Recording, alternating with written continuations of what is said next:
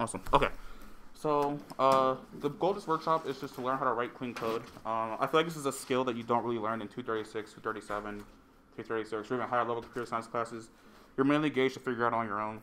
And going into my internships that I've done in the past, I thought that I was writing good code until a very wonderful person named Anthony opened my eyes into how horrible the code I was writing.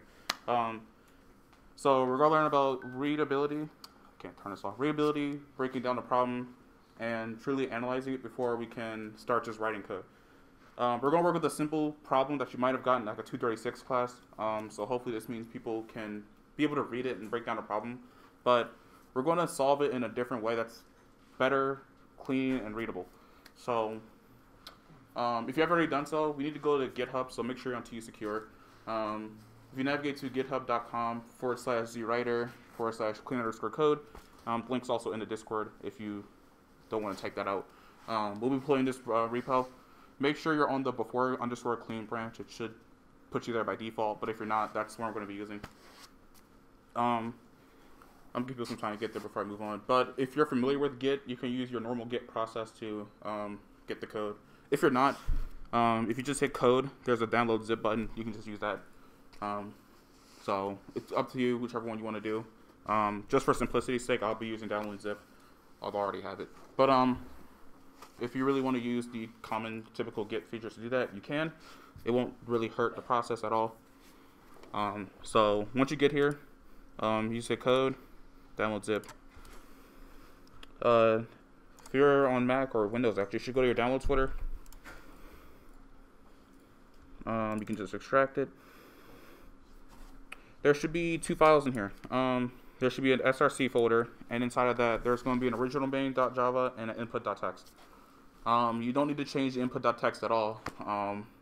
We won't be changing the original main.java, we'll be making a new file. So these two are designed to stay the way that they are. And we're going to open these in our IDE of choice. I'm using IntelliJ IDEA, but if you're using Dr. Java, you can just open it. If you're using Eclipse, one of the things we'll do in IDEA is set up a build config, because IntelliJ IDEA won't just run the Java file like Dr. Java will. Eclipse has that same process, except it works differently, to which I don't know how it works. I don't use Eclipse. If you're choosing to use that, you will have to figure it out yourself. But if you want to use Dr. Java, you can just run the file as normal. It'll work. If you're using an IDEA like me, you can just follow along. I'll give everyone a little bit of time to download the zip file. Just follow along with IntelliJ. What we can do is just hit new project. Or maybe not, because I just want to hit new project. There we go. IntelliJ, does it cost anything or no? There's a free version. Use that one. Yeah. Just hit Java. At the top, it should be the default one. We don't want to have any libraries, so just hit Java. Make sure none of these are checked. Then you go to the next. Create project from template. We're going to use command line. If you didn't do this, it's fine. You can still run it too. Give it a name. I'm going to call it SCC Workshop. I'm not going to put it in downloads, put it in desktop actually, because I'm going to forget it's there. Desktop. Open, finish. After that, you should just get a blank window. Project might be over here, and if it isn't, you can just click this project button on the side. It'll pop up.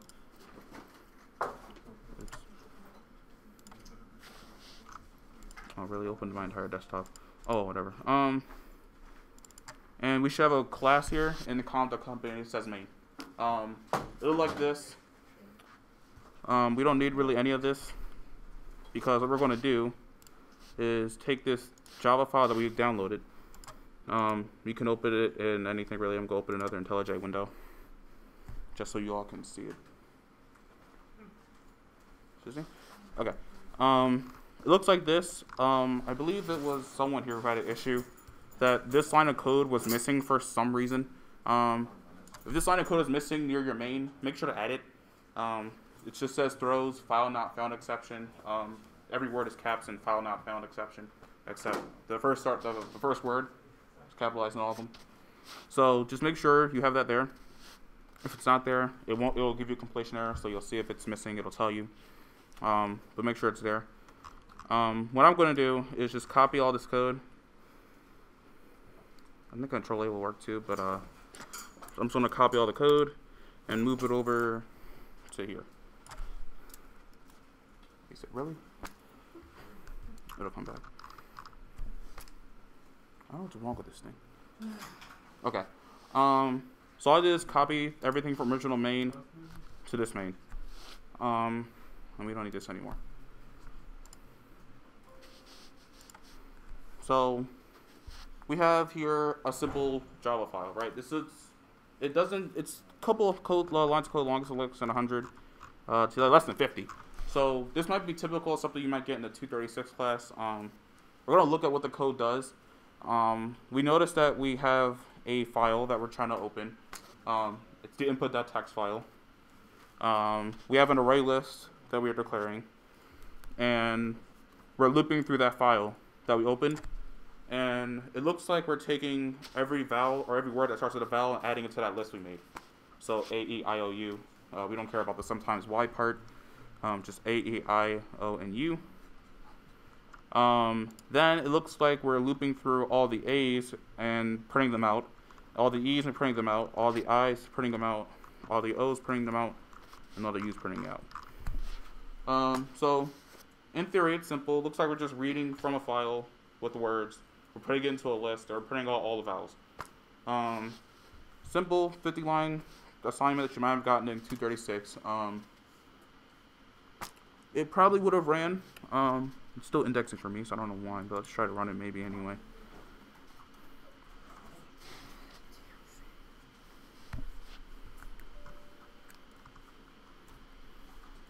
Oh yeah, it's still indexing for me. I gotta wait now. Awesome. Cool. So it's pretty simple. If you run it for yours, it might run with you'll see an output printed to your command line. Oh no, mine's just finished indexing. What we got here? Or better yet, yeah, thought it would do this. You might get this thing. It says origin main is public, should be declared in a file name origin main.java. As you can see here, ours is named main.java. There's two ways we can solve it. We can rename this thing to just main, or we can just rename the file to original main. I'm going to rename the file to original main. So you can just right click on it on the file up here, or I can try to. It's grayed out for me, that's awesome. Okay, I lied. We're going to rename the class just main, so you can just take that out. We can save it. I just do Command S to save, or Control S. And I'm going to try to rerun it again. And if it does what I wanted to do, we might get another error.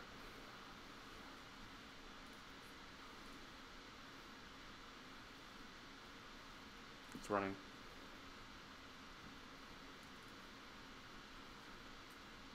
Yeah, thought so. You get this thing. If you're running Dr. Java, you might not get this. But we'll get something called could not find or load main class com.company.main.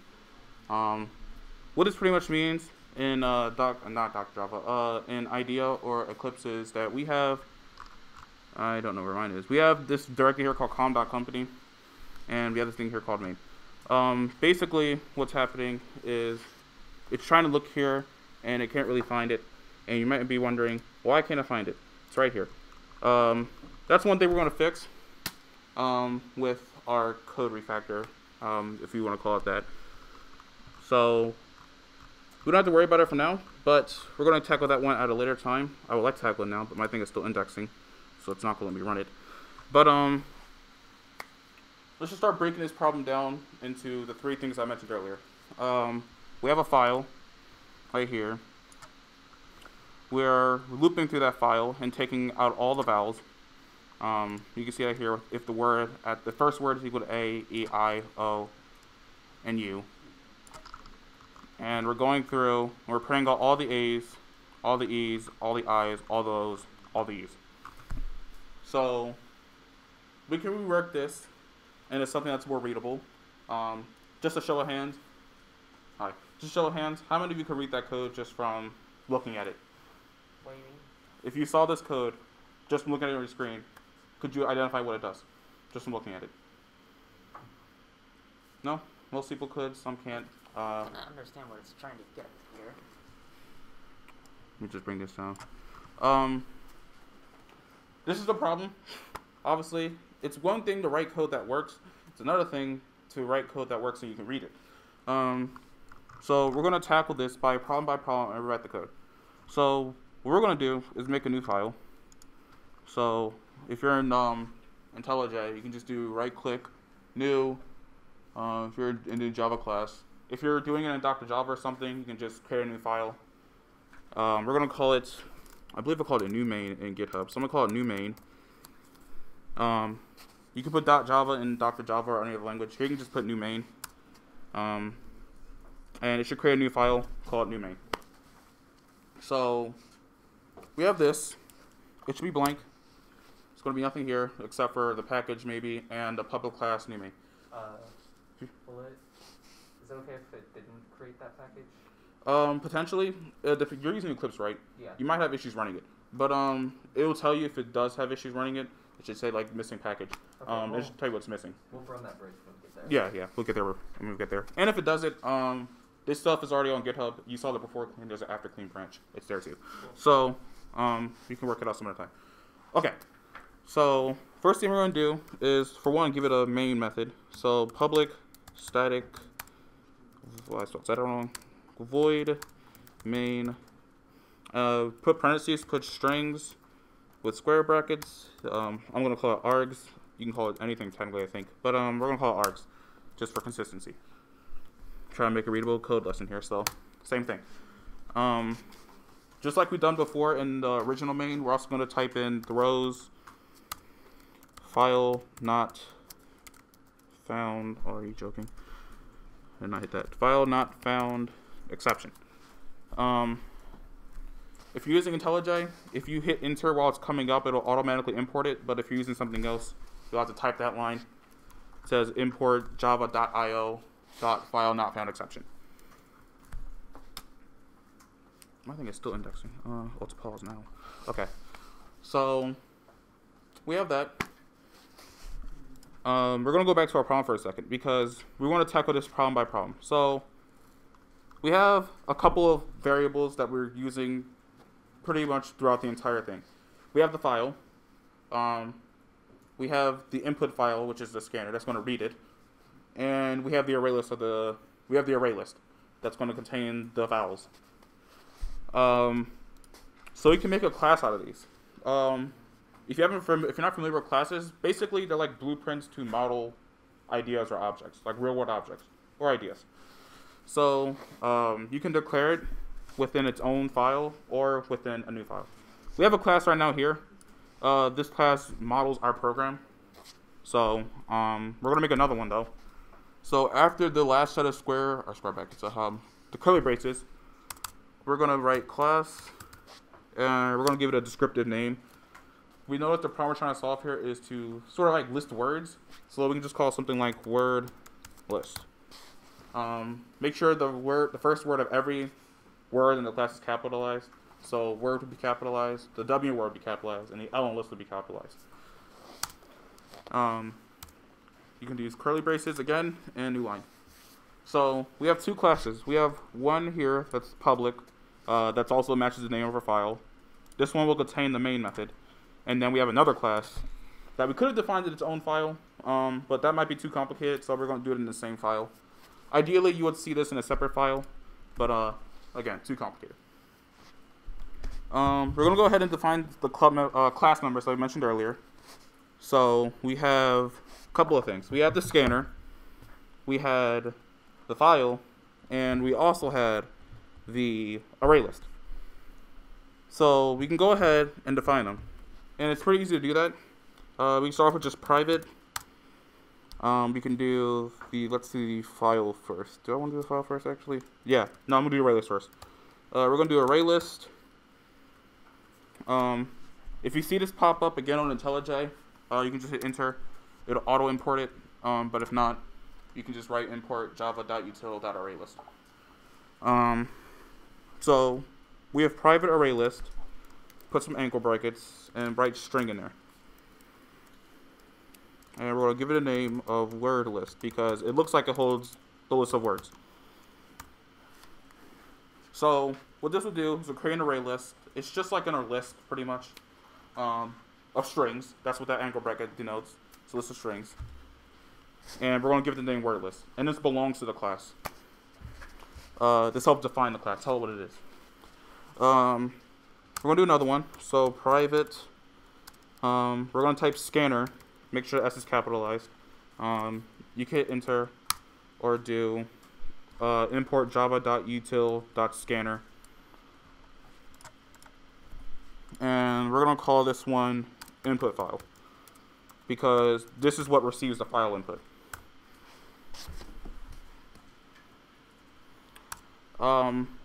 We noticed here in our main.java, or our original file, that we're printing out a list of words, or a list of words that start with a vowel. The way we do it here is we take the original word list and just find the vowels and print them out. We could probably do that better. Let's say we create a new list that just has just the vowels, and we just print everything that we have in there. So back inside of our new file, our new main.java, we're going to write private array list, another array list, same thing, string, and we're going to call this one, actually, I'm going to change the name. The original array list we wrote, we're going to call it raw list, and we're going to call this one word list, because this one's going to store the actual words we care about, and this one's just going to store what's in the file. Bad naming on my part. So what we have here is a class. It has 3 members. So it's just an object that has an array list, or 2 array lists technically. But first one just holds what we find in the file. The second one will hold the actual input file, and the third one's going to hold all the words that we care about. I think it's almost done indexing. Cool. So now we need some functions, or methods. Functions/methods, they're just pieces of code that you can run over and over again. You can call them and rerun them. They help tell classes what to do. So class members or class variables define what a class is. Class functions or methods tells classes what to do or how to do things. And we can use the variables that we defined up there. So one of the first ones we're going to do is write a constructor. A constructor will just construct the class. And if you don't know what that means, let's go back to the main.java to explain it really fast. Look at this line here. I'm going to zoom in on it actually. Notice how we call the new keyword right before file. So we have the class name file. That's this line. The variable name file, and we're going to set it equal to new file. This is actually calling a function, and that function is the constructor. You accidentally copied it out of the files below. Did I really? Yeah. Oh, what? Oh. Did not know that. No, don't do that. Okay. That'll call the function defined somewhere in the official Java class, I guess, that will construct the file class. We're going to write our custom one of those, pretty much. So we're going to start that off by doing public, and constructor names always are just the name of the class, the exact name, capitalized, the same caps and everything. So public word list. And technically this isn't the name, that shouldn't be a space. That isn't the name of the function. What it is what it's returning. So professors will usually tell you that they should always match the name of the class. That's not really true. The actual method itself doesn't have a name. It's just what it's returning. So it's going to give you back a word list. We don't need to pass anything to it. This is going to be our default constructor. So we can just say raw list. Give me one second. Raw list, make sure I'm consistent with my GitHub. Yeah, raw list equals new array. There we go. Oh, it just went away. Why'd you do that?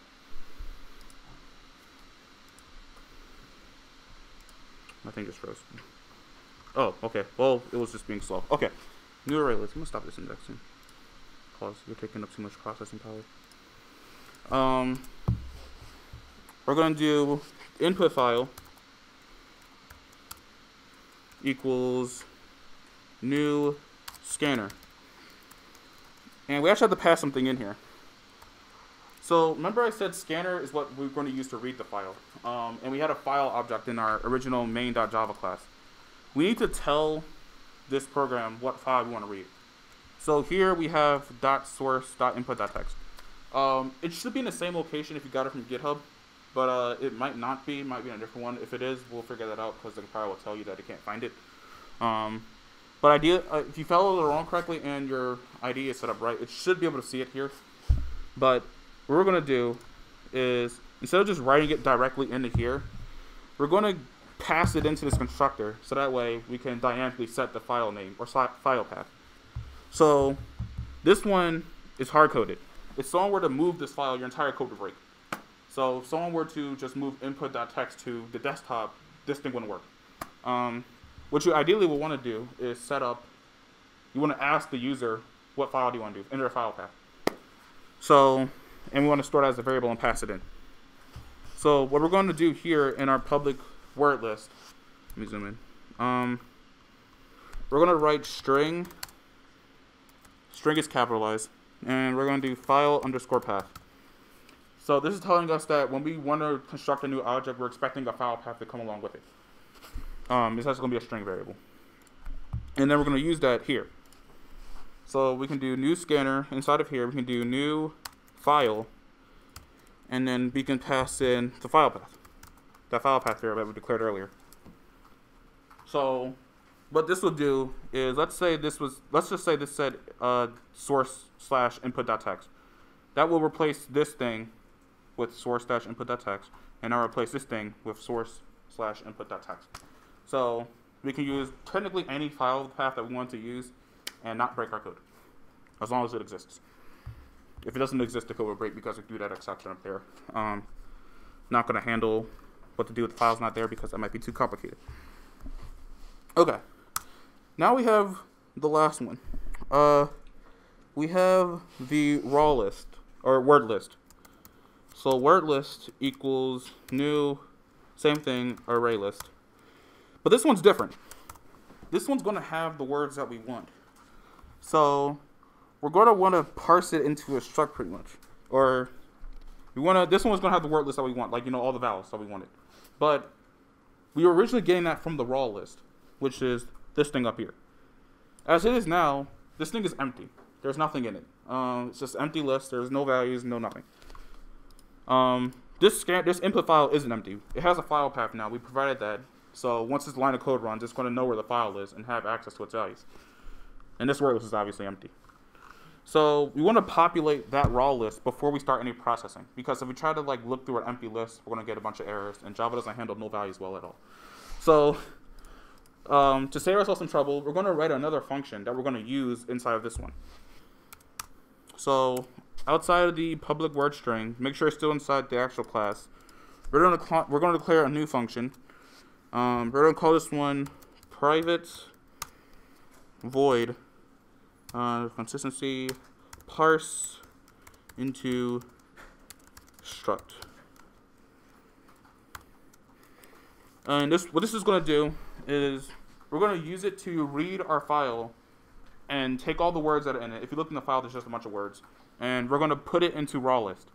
So we're going to initialize raw list with the actual file words that are in that file, so we have something to run off of. Because if we don't do it, and whoever runs this code doesn't do it, what's going to happen is they're going to try to run the code. There's not going to be anything in it. They're going to try to process it. You're going to get crashing. You're going to get errors because Java doesn't handle null well at all. Java has no idea what null means, so it panics unless you tell it what to do. So to save us our headache, we're just gonna, whenever they try to use the class word list, when I try to call new word list, it's already gonna have values ready for it, no matter what. User can't avoid.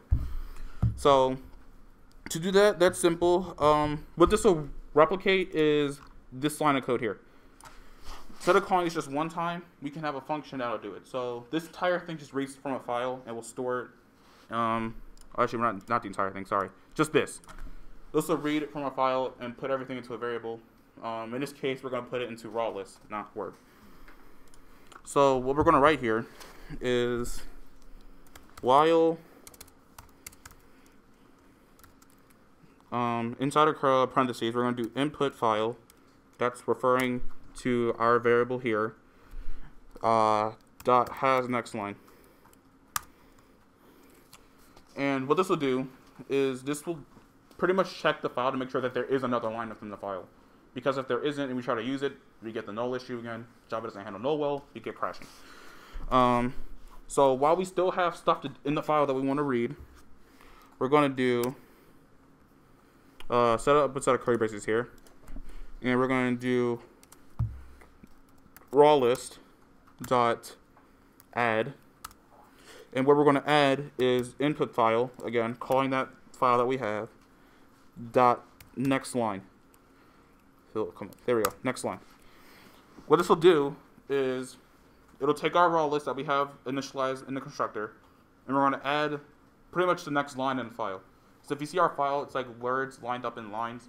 Next line will just take the first line and consume it. And the cursor will move down to the next line.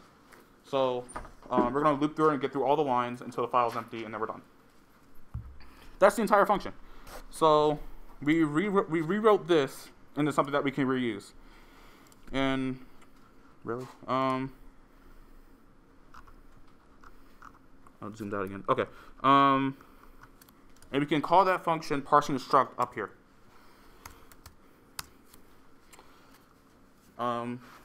Yeah. So once it's done initializing all our variables, we're going to set it up with the value that we want from this function. But something to notice is that here we have a function here that's called word list, and then we call another one. If you were writing, I don't know if you've had a chance to work with functions yet, but if you're writing your own code, you might have this parsing the struct function declared somewhere in your code, and that's fine. But if you were reading this code, you saw this function call, and most codes are like maybe 1,000 lines long or so. You'd have to look for it. In most IDEs, you can just command click and you'll find it, but that hinders readability because you want to have the function you're calling be somewhere close to where it's actually called at. So let's just say there was some random code here. I don't know, some random code here. And if we call this one and it's all the way down here, it just hinders readability. What we want is for it to be ideally right next to where it's called. So parsing the struct is being called within the method above it, so we want it to be directly below it. And that sort of applies throughout writing cleaner code is when you're using a function, its definition should be close. You don't want someone to be looking around for it. The only time where this is where you can just use it somewhere else, if it's defined in another file. Obviously, you can't have code defined in another file be close. They don't exist in the same place. But ideally, they should be next to each other. So instead of scrolling all the way down, you can just look directly underneath it, and there it is. Okay. We're gonna speed it up a little bit because we're running out of time. But we have one more function to write, pretty much, and we rewrote our problem to something cleaner and more usable. The next thing we have to do is actually get our input. I closed my main function. So that handles this entire stream here. This is 5 for loops. 5 for loops is not good.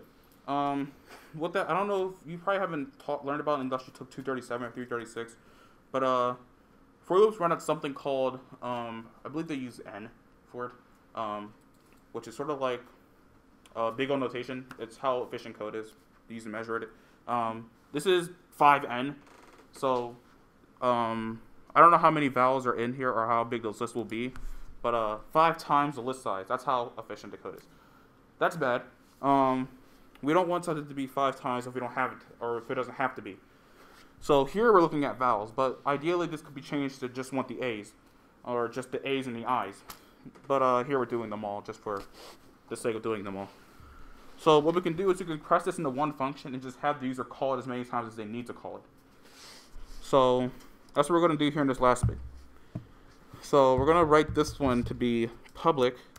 What do I use? Public? Yeah. Public void parse input string. Descriptive name. If you're looking at this function, you can tell that, okay, this is just going to read some input stream. Parse just means like to sort of like convert to something else.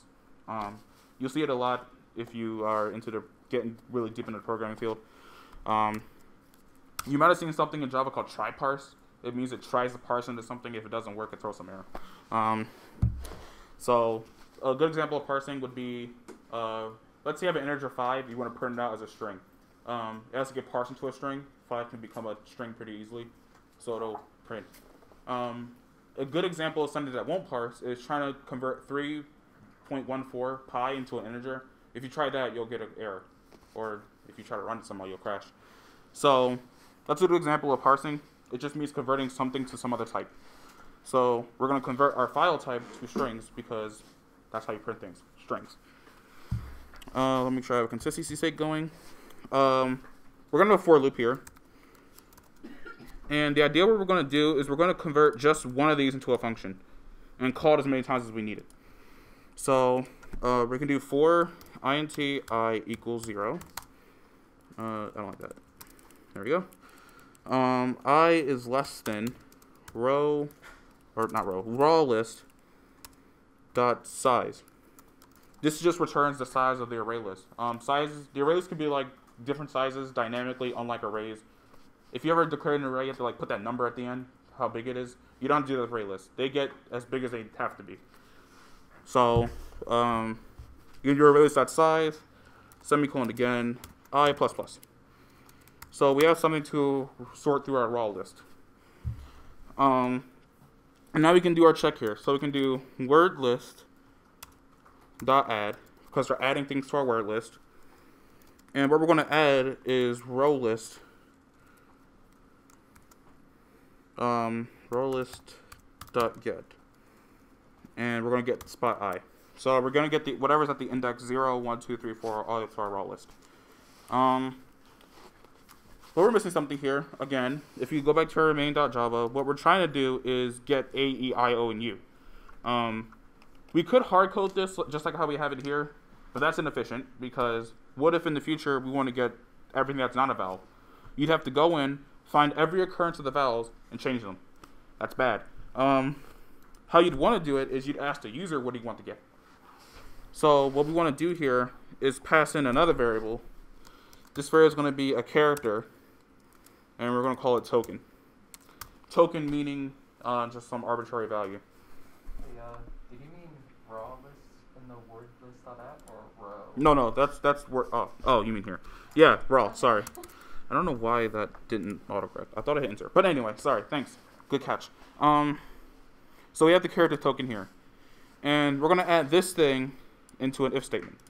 So right after the for loop's curly brace, you can do if, just for consistency's sake, make sure I'm not going too far ahead.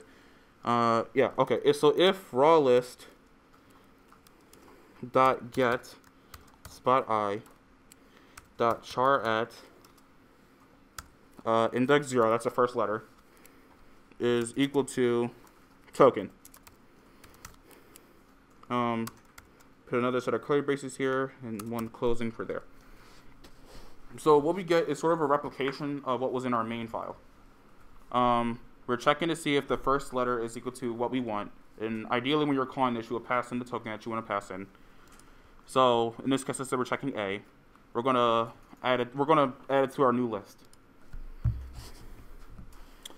And last thing we're gonna do, just for fun of it, is write a function that will print the list. This one's relatively simple. We can do public void print underscore list. And we're just going to go ahead and just loop through the list. So, actually, we're not even going to do the list. We can just do system dot out dot println or println, and we can just pass in word list. We'll see if that's going to print out the memory address or not. I think word list is a 2-string function. We'll see. But that's it for that entire function. And basically what we did is we rewrote this entire file into something slightly more readable. So if you're going through, it's a couple of functions. In terms of like changing this, it'd be a bit easier. And we can actually try to use it. So what we can do is define a new word list. So I could do word list. I'm gonna call it test equals new word list. And what this line will do is call this function. And as you can see, it uses a file path, so I will pass in the file path src input.text. Okay? And let's test some things. So we can do test.parse input string, and the character we're going to look for is A. For now, I'll leave it like that, and we can do test.print list. Okay, and if let's see if I can, get rid of that breakpoint. My thing is not done indexing, so I'll probably be able to run it, but I hit debug on accident. Please tell me it's going to start debugging now. I'm going to try to run it. I may not get very far because it's not done indexing. Oh, oops. Actually, we might be able to run it. Is that the only one? Please tell me it's the only error. Oh. That should be just string, not strings. We're gonna do this. We're gonna do me one error at a time. Yeah, we are. Awesome. I love Java. We're just gonna give me one error at a time. Beautiful. Add that there.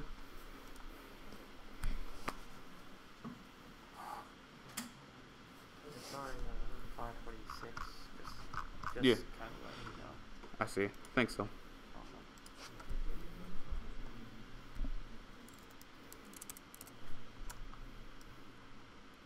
Did it come back? It did. Okay. Nope. It just went away again. I hate the screen.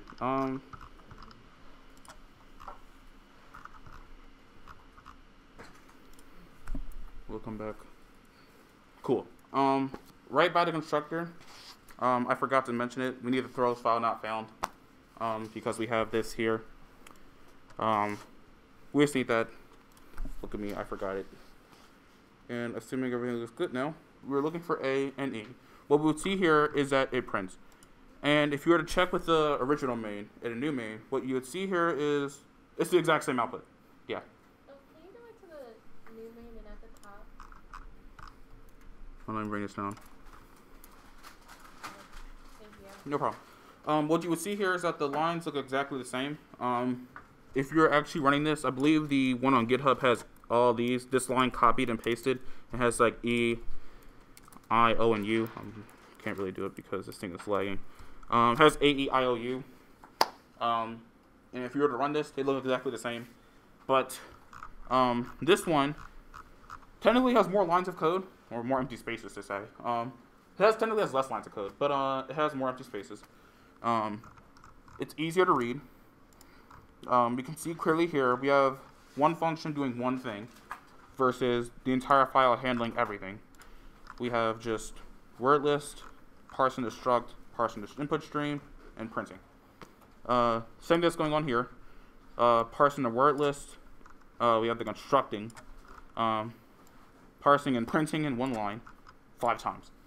So, what I would ideally would like for you all to do, this code's on GitHub. It's on my GitHub. I linked it on Discord. Eventually, I'll move it over to the Software Engineering Club Discord or GitHub once I remember the password. I'll move it there, but for now, it's here. Compare these 2 pieces of code. Even better yet, maybe do your next assignment with that sort of style. Show it to your professor, get some bonus points. Who knows? Maybe they'll find it impressive. But yeah,